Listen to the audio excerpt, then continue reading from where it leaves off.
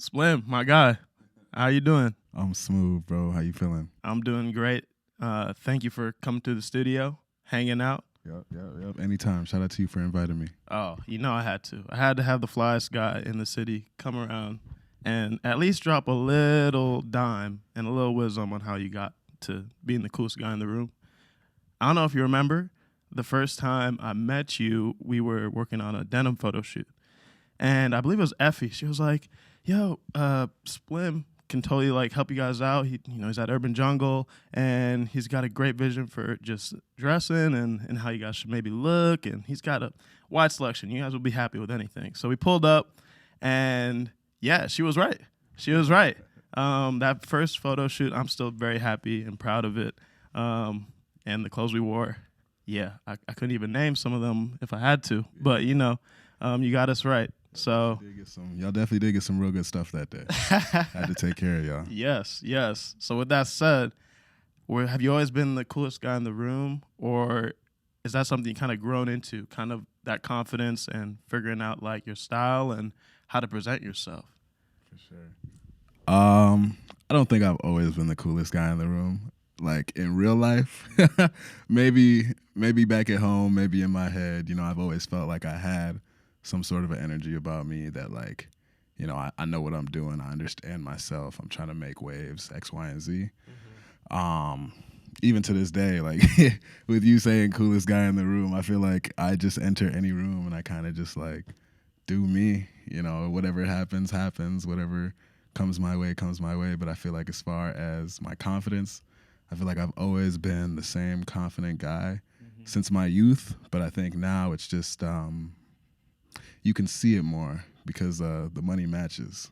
The money matches. Yeah. That tree had to grow from somewhere. Like there was some water, there was some seeds that were sown. Did you have any inspirations or like aspirations when you were that kid in high school or were that kid in middle school when it came to kind of style? Oh yeah, for sure. I think growing up, definitely like rap culture was a big inspiration to me when it came to fashion. In middle school, I was listening to like a lot of older guys like Ice Cube, 50 Cent, Eminem, Snoop Dogg. Like I fucked with that fashion heavy, I'm not gonna lie. Just like the bigger, heavier weight stuff. Mm-hmm. But once I got into high school, I found out about like ASAP and them. Boy. Yeah. Boy, do not get me started on New York fashion, man. I love that shit, dude. Honestly, all the waves and trends that they started, shout out to them for what they did, because honestly, it really did inspire me to kind of find my style living in Minnesota, because like growing up, there weren't a lot of people out here dressing. Let's just keep it at that. Simply dressing. You know what I'm saying? So it's like, who do I look to for inspiration? The people it is that like I listen to, or the people it is that I see on social media popping shit. So it's like, man, I'm trying to be like them guys, or I like how he get down. Let me try to see what I can do with it. Mm-hmm. And being able just to find that in your own way is so important. Yes, you can be inspired by them, but no one wants to be a copy paste of like what they see. Never. And that's kind of evolved not only from a fashion sense, but now with Concurrent Spaces, putting on events and curating like a living and breathing aesthetic to your style and to your vision. Can you talk us through like what was the reasoning for kind of developing, coming up with Concurrent Space, and how that's even kind of evolved? I think I was at like the first or second one we did. The album release. The album release for We Survived the Storm Volume 1. Fire. And that was a great night. So yeah, just walk us through like that whole evolution. So with the whole Concurrent thing, that like sparked right out of COVID, when, the city was pretty quiet, there wasn't much to do.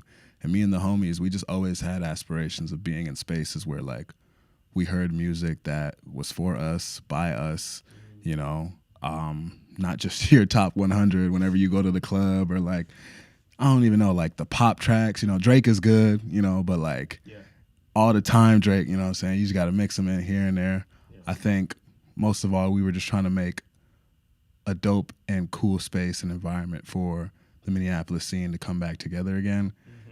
Because again, it just came out of COVID.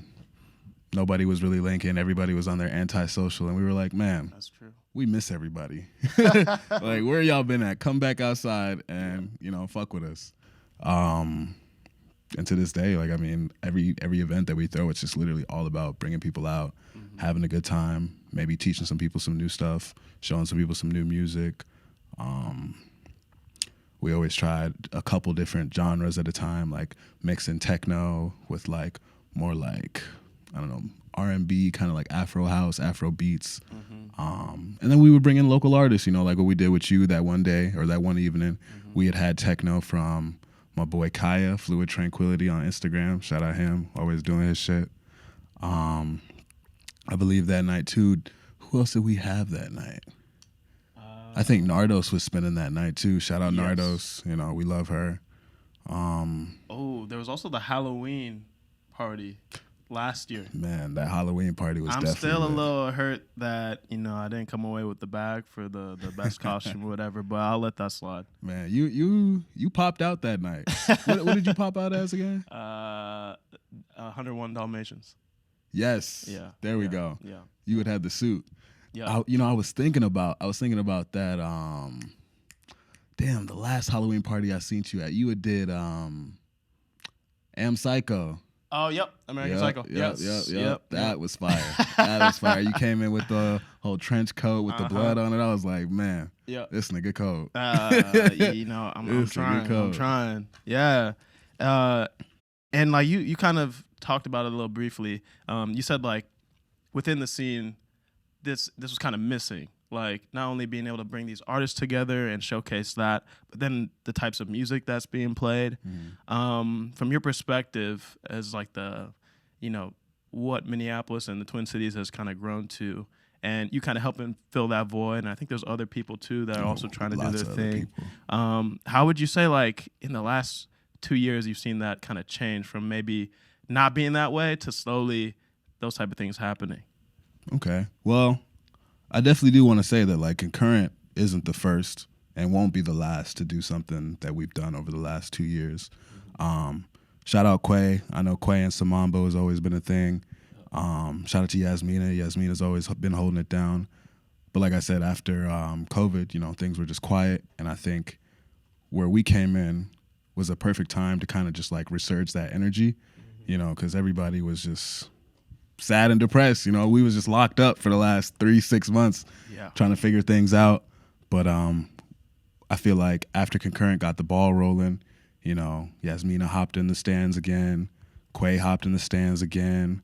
There's a couple other collectives. But everybody's just really been popping shit, doing what it is, doing what it needs to be done, honestly, to make it happen, to make the scene grow, to continue pioneering forward with this, because it's not an easy task to do, to kind of unify a whole bunch of people under a couple of different missions, right? Ultimately, like, grow the scene to make it a more safe space, give the artists places as well to kind of like showcase their craft and their artwork. And the list can honestly continue to go on. But as it continues to evolve, I think one thing I want to say is that I'm here for it. I think I'm always open to a lot of collaboration between any group of people, whatever it is that people have ever needed from me. Like when you popped up, what I'm saying? Y'all were like, hey, we need some styling. I was like, man, I'm here. Yeah. I'm ready. Oh, even the Lee Scratch Perry music video. You were there. Yeah. I was there. Yeah. Popped up. Yeah. Any given time. So I think if we just continue to harbor spaces where like people feel calm, safe, collected, and as well like just keep the doors open for collaboration, there's no telling where the Minneapolis scene will go. Definitely. Back to kind of more of your fashion roots. You've been a part of creating Urban Jungle and what it's become today. I think if you talk to anyone who's out there getting the steez, getting the cool clothes, they know about Urban Jungle. And I know definitely kind of being a part of a retail-facing kind of business is probably not the easiest. So if you could kind of give us a little bit of that wisdom as far as what have been kind of the ups of creating what you guys have created, and then maybe a little, got to go into everything, but maybe a little bit of the struggles within that.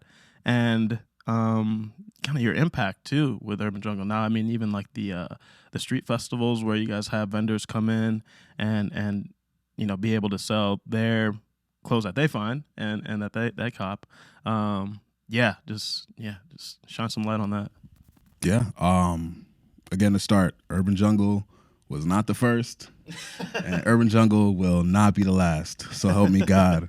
But I think 2017, at the time when Urban Jungle opened, there wasn't really anything like it here. We had spots like Studio 23, we had Piff, and shout out to all like some of the more well-known vintage vendors, right? But as far as mixing hype and mixing vintage under the same roof, I think what we did was a very beautiful thing, and we executed on it very well.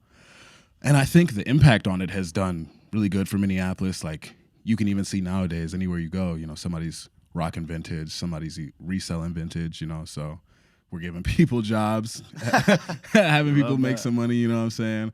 But if you were to sit me down 2017 and tell me Urban Jungle would be where it's at today, like, I wouldn't be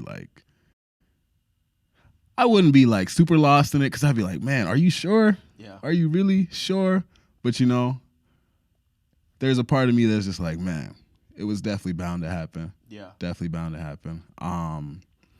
As far as some of like the hardships with it, I think just like maybe at first being in a community that wasn't necessarily ready for it, because as good as things look now, the first year and a half, it was pretty tough trying to get things going. But once we caught traction, because we always were down for doing like good business. I think that's always one of the pillars of ever being like an entrepreneur, just being a people person, being good to the people who come and shop with you. You know what I'm saying? Always doing good business, always putting the customer first is one thing we made sure of. Anybody coming in, hey dog, let me get like 5-10 off this. Like, we was like, okay, go ahead, bro. That's all you. Like, always showing love, giving out free stuff. Hey, quote him on that now. Next time you go to Urban Jungle, say, hey yo, what did Future say though?